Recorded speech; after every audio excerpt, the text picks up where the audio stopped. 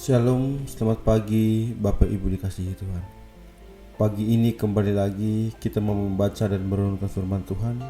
Saya mengajak Bapak Ibu, mari kita berdoa terlebih dahulu. Mari kita berdoa. Terima kasih Bapa yang baik. Kami bersyukur ya Tuhan, sepanjang malam hingga pada pagi hari ini kami bisa bangun tidur dengan sehat. Itu semua karena berkat kasih-Mu. Dan pada pagi hari ini kami mau membaca dan merenungkan firman Tuhan. Tuhan, tolong buka hati dan pikiran kami, sehingga firman kami baca, kami renungkan, kami dapat mengerti. Terima kasih Tuhan, kami sambut firman-Mu pada pagi hari ini penuh dengan ucapan syukur. Haleluya, amin. Tema yang saya berikan untuk kita renungkan bersama pada pagi hari ini yaitu rencana Allah pasti yang terbaik. Ezra pasal 6 ayat 5 sampai dengan ayat yang ke-6.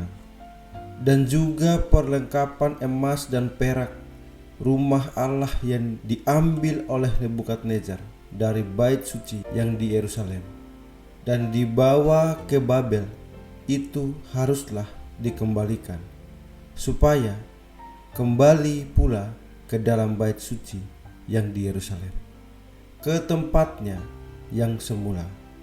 Dan engkau haruslah menaruhnya di dalam rumah Allah. Oleh sebab itu, hai Tatnai, bupati daerah seberang sungai Efrat, dan Syetar Bosnai, serta rekan-rekanmu, para punggawa daerah seberang sungai Efrat, hendaklah kamu menjauhkan diri dari sana. Bapak, Ibu, saudara yang dikasihi Tuhan, biasanya setiap awal tahun baru kita membuat resolusi untuk kita lakukan sepanjang tahun. Akan tetapi kerap kali resolusi-resolusi itu tidak terlaksana dengan baik dan akhirnya berhenti di tengah jalan. Lain halnya jika perencanaan itu dilakukan oleh Tuhan. Jika Dia yang berencana, pasti terjadi. Allah memerintahkan umat Israel untuk membangun kembali bait Allah. Namun terjadi banyak penolakan. Ketika proses pembangunan dilakukan, seorang bupati bernama Tatnai datang dan mempertanyakan siapa yang memberi izin dan yang terlibat dalam pembangunan kembali bait Allah itu. Bahkan Tatnai mengirim surat kepada Raja Darius dengan agenda membatalkan pembangunan bait Allah. Bagaimanapun juga rencana Allah tidak mungkin digagalkan oleh siapapun. Allah membuat para tua-tua Yahudi tetap bekerja sekalipun berada dalam penolakan. Selain itu, jauh-jauh hari Allah telah menggerakkan Raja Kores untuk memberikan perintah pembangunan kembali bait Allah dan menuliskannya dalam sebuah catatan sejarah.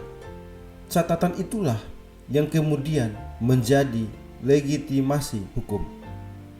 Tidak hanya itu, Tatnai yang pada awalnya menolak pembangunan bait Allah malah diperintah oleh Raja Darius agar mendukung segala sesuatu yang dibutuhkan dalam proses tersebut. Rencana Allah merupakan rencana mutlak. Tidak ada yang dapat menggagalkannya. Dalam prosesnya, penggenapan rencana Allah bisa berliku-liku. Walau demikian, yang pasti adalah rencana Allah akan terjadi sesuai dengan skenario Allah sendiri. Kita harus setia menanti rencana Allah tergenapi di dalam hidup kita. Saat ini pun prosesnya sudah berlangsung. Sama halnya ketika Tuhan menggerakkan hati Raja Kores yang pada akhirnya berguna untuk masa depan. Demikian pula hidup kita. Apapun yang sedang terjadi, bisa menjadi bagian dari proses penggenapan rencana Tuhan. Kita belum tahu karena kita belum melihat secara utuh. Akan tetapi pada akhirnya rencana Allah pasti adalah akhir yang sempurna.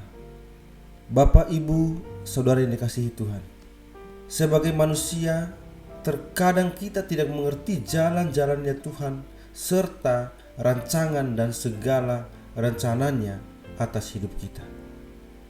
Banyak orang-orang percaya bahkan di antara kita yang sudah hidup di dalam Tuhan, tetapi tetap saja kita seolah berada di lembah kekelaman. Banyak masalah serta kesulitan dan pergumulan yang kita alami, apalagi kehidupan di masa-masa sulit seperti saat ini. Melewati tantangan yang ada, lakukanlah yang terbaik apa yang menjadi bagian kita, dan izinkanlah Tuhan untuk mengerjakan bagiannya. Karena itu kita harus tetap percaya bahwa selalu ada pengharapan di dalam Tuhan, dan Tuhan tidak pernah mengecewakan. Tetap lakukanlah hal-hal yang terbaik dalam segala situasi. Tetaplah berusaha untuk melakukan firman Tuhan, karena Tuhan sendiri telah berjanji untuk memberi kita masa depan yang penuh dengan pengharapan.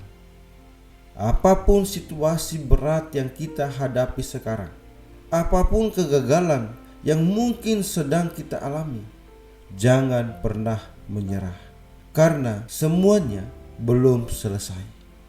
Rancangan dan rencana Tuhan terus akan dikerjakan dalam kehidupan kita selama kita mau untuk mempercayakan kehidupan kita kepada Tuhan. Sebab aku ini mengetahui rancangan-rancangan apa yang ada padaku mengenai kamu. Demikianlah firman Tuhan, yaitu rancangan damai sejahtera dan bukan rancangan kecelakaan, untuk memberikan kepadamu hari depan yang penuh harapan. Amin. Mari kita berdoa. Terima kasih Bapa yang baik. Kami sangat bersyukur ya Tuhan, pagi ini kami kembali dikuatkan oleh kebenaran firman-Mu. Ya Bapa, biarlah firman-Mu itu tetap tinggal di dalam hati dan pikiran kami. Terlebih lagi kami dapat mengaplikasikannya. Terima kasih ya Tuhan untuk kebenaran firman-Mu. Sebentar lagi kami akan kembali untuk melanjutkan setiap kegiatan kami, aktivitas kami. Tuhan, tolong pimpin dan bimbinglah kami, sehingga apa yang kami perbuat hanya untuk memuji dan memuliakan nama-Mu saja. Terima kasih Bapa yang baik. Kami serahkan aktivitas kami sepanjang hari ini ke dalam tangan-Mu. Haleluya. Amin.